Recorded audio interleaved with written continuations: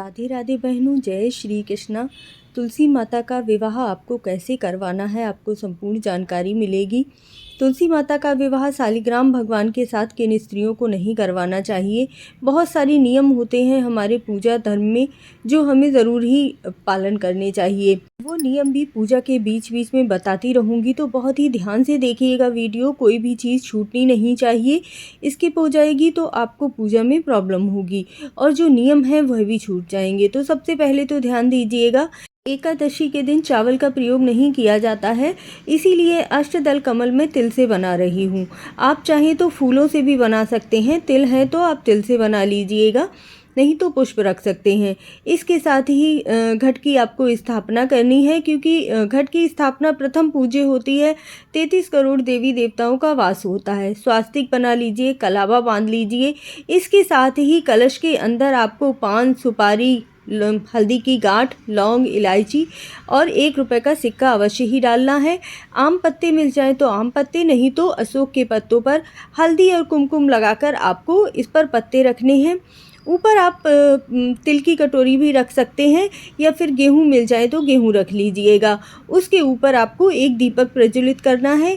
यदि आप नारियल रखना चाहें तो नारियल रख सकते हैं, नहीं तो दीपक रखकर भी अपने कलश की स्थापना कर सकते हैं। अब आपको अगर आपके पास गणेश भगवान की मूर्ति है तो वो रख लीजिए, नहीं तो आप सुपारी से गणेश भगवान बना सकते हैं। बस सुपारी लीजिए और उसमें कलावा बांध लीजिए और इस तरह से आपको गणेश भगवान की पूजा अर्चना करने के लिए उन्हें स्थापित कर देना है, क्योंकि गणेश भगवान की पूजा किए बिना आपकी कोई पूजा पूर्ण नहीं होती है। अब आपको शालिग्राम भगवान को स्नान करवाना है। इस नियम में एक चीज़ जान लीजिएगा कि शालिग्राम भगवान को छूना भी मना होता है स्त्रियों को, जब तक कि उनका मासिक धर्म बिल्कुल बंद नहीं हो जाता है। इसीलिए जो बुज़ुर्ग महिलाएं होती हैं वही शालिग्राम भगवान की पूजा करती हैं। तो आप या तो अपने पति से पूजा करवाइएगा, या फिर जो भी आपके घर में व्रत स्त्री हो वो भी शालिग्राम भगवान को स्नान, ध्यान, तिलक आदि कर सकती है। यदि आप शालिग्राम भगवान आपने नहीं रखे हुए हैं तब आप लड्डू गोपाल के साथ से पूजा करवाइएगा, नहीं तो आप एक विष्णु भगवान की फ़ोटो लेकर आ जाइए जिसमें लक्ष्मी माता नहीं होनी चाहिए, क्योंकि लक्ष्मी माता के साथ विष्णु भगवान का और तुलसी माता का साथ में विवाह नहीं करवाया जा सकता। इसीलिए विष्णु भगवान की सिंगल फ़ोटो ही आपको लेकर आनी है। आपको शालिग्राम भगवान का पंचामृत अभिषेक करना है और उसके बाद गंगा जल मिले हुए जल से भी स्नान करवाने के पश्चात स्वच्छ कपड़े से पोंछकर उन्हें आसन देना है। एक बढ़िया सा आसन जरूर लेकर आइएगा। मैंने पूरी वीडियो डाली हुई है सामान की, तो वो भी पहले ही देख लीजिए, जिससे कि आपको सुविधा रहेगी। आसन पे आपको शालिग्राम भगवान को विराजमान करना है। अगर हो सके तो 1 रुपये का सिक्का इनके नीचे रख दीजिएगा, जिससे कि आप जब वह सिक्का अपनी तिजोरी में रखेंगे तो आपके धन में दिन रात वृद्धि होती रहेगी, कभी आपके घर में धन का आगमन नहीं रुकेगा।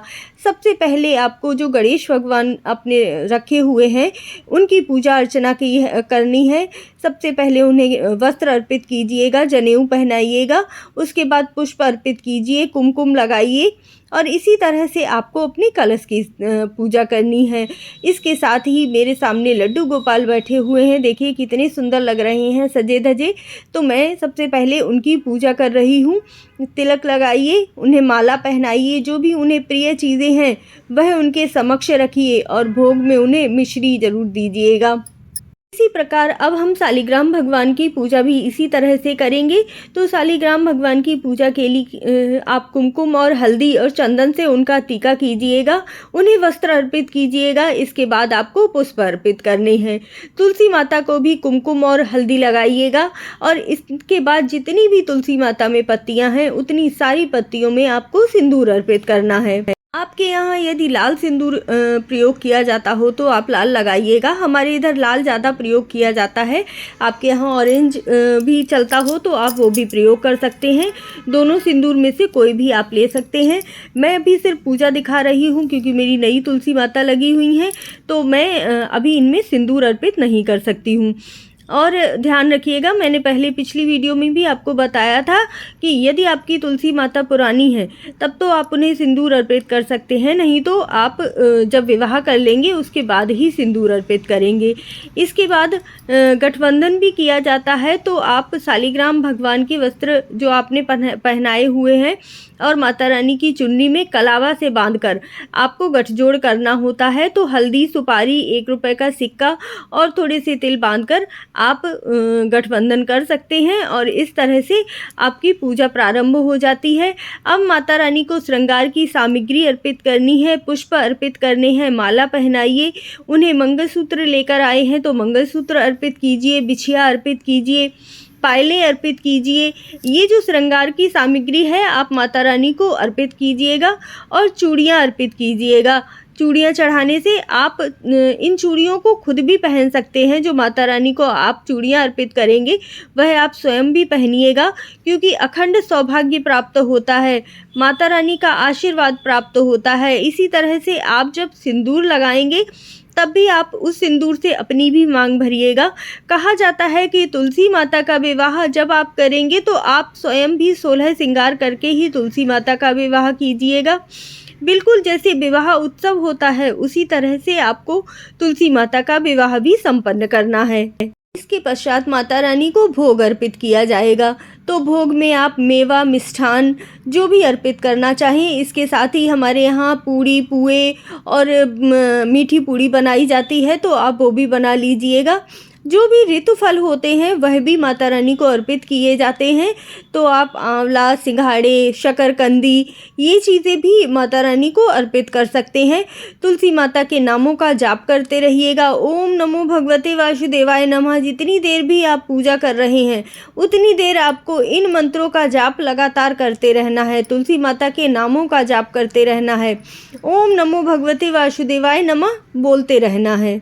इसके बाद माता रानी को श्रृंगार की सामग्री जो दान देने के लिए है वह आपको अर्पित करनी है। वह आपकी सामर्थ्य के अनुसार है। आप साड़ी, दुपट्टा, चुनरी जो भी अर्पित करना चाहें कर सकते हैं। चूड़ियाँ अर्पित कीजिएगा। इस तरह से माता रानी के नामों का, मंत्रों का जाप करते हुए पूजा अर्चना करनी है। और लौंग, सुपारी, इलायची, पान माता रानी को ज़रूर ही समर्पित करना है। और इसके बाद आपको तुलसी पूजन करने के पश्चात तुलसी माता की कथा ज़रूर पढ़नी है। जो स्तोत्रम का पाठ किया जाता है, तुलसी स्तोत्रम का, वह पढ़ना है और तुलसी माता के नामों का जाप करना है। आप चाहे तो विष्णु सहस्त्र नाम का पाठ भी कर सकते हैं।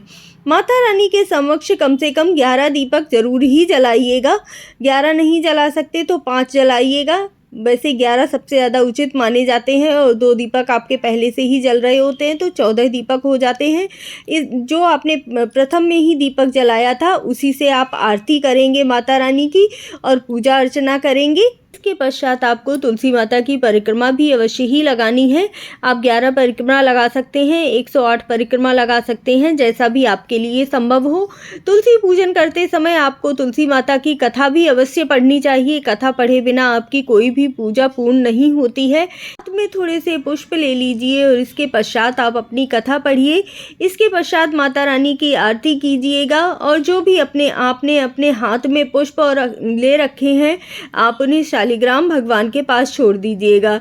इसके पश्चात आपको पूजा करने के बाद माता रानी से और विष्णु भगवान से क्षमा याचना जरूर करनी है कि हे प्रभु, मेरी पूजा में अगर कोई त्रुटि रह गई हो तो उसे क्षमा कर दीजिएगा। मेरा सौभाग्य, मेरे परिवार का सौभाग्य बढ़ाइएगा। मुझे इस लोक से लेकर वैकुंठ लोक तक अपना साथ हमेशा बनाए रखिएगा। आपके आशीर्वाद से, आपकी कृपा से मेरा पूरा परिवार और मेरी जो भी परिवार में अड़चने हैं वह सभी समाप्त हो जाएं। परिवार का सुख हमेशा बढ़ता रहे। किसी प्रकार का कोई दुख, कोई संकट मेरे परिवार के ऊपर ना आए।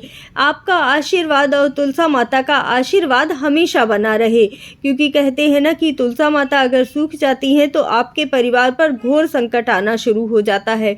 इस तरह से पूजा अर्चना करेंगे यदि आप, तो आपकी पूजा भी ज़रूर ही पूर्ण होगी और तुलसी माता और विष्णु भगवान भी आपसे ज़रूर ही प्रसन्न होंगे। जय श्री कृष्णा, जय राधे राधे।